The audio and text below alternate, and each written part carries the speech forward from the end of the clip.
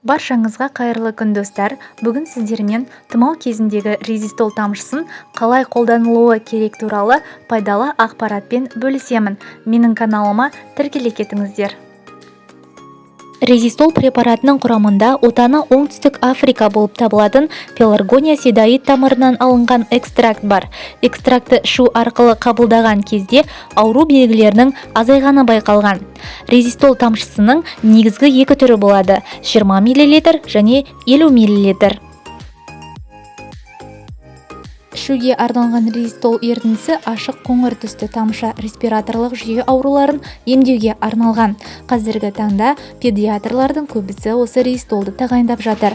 Балаңыздан суық тию белгілерін, яғни мұрнынан су кетіп, тамағы қызарып, жөтел пайда болғанын көрсеңіз, бірден дәріханадан резистолды дәрігердің рұқсатынсыз, яғни рецебтінсіз сатып ала аласыз. Резистолды бронхит, синусит, ангина, ринофарингит, суық тию мен жөтел кезінде қолдануға болады. Резистол тамшысын ашылған күннен бастап 3 ай көлемінде қолдана аласыз. Яғни ашылғаннан кейінгі жарамдылық мерзімі 3 ай көлемінде пайдалану керек.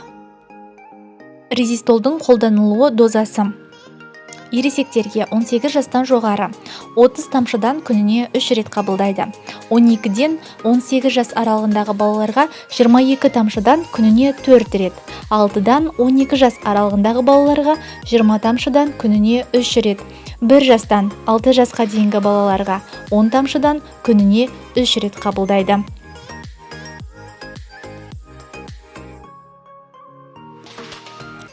Ерітіндіні аздаған мөлшерде сумен таңертең, күндіз және кешке қабылдаңыз. Құтыны тігінен ұстап, қажет болса оның түбін аздап қағуға болады. Емдеу курсы 7-10 күн. Ауру симптомдары басылғаннан кейін қайталануын болдырмас үшін емді резистол препаратымен тағы да бірнеше күн бойы жалғастыру ұсынылады. Емнің орташа ұзақтығы 3 аптадан аспауы тиіс. Егер 1 аптаның ішінде жағдайы жақсара қоймаса, дереу дәрігерге қаралыңыз.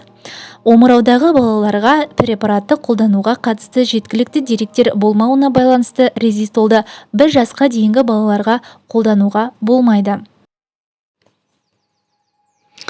Резистолды қолдануға болмайтын жағдай: 1 жасқа дейінгі балалар және тағы айтып өттім, эпилепсия кезінде, бауыр немесе бүйректің ауыр ауруларында және жоғары сезімталдықта қабылдауға рұқсат етілмейді. Достар, менің YouTube каналымды 99% тіркелмеген оқырмандарым көреді екен. Сол үшін менің YouTube каналыма тіркеліп, қазақша каналдың дамуына өз үлесіңізді қосыңыз.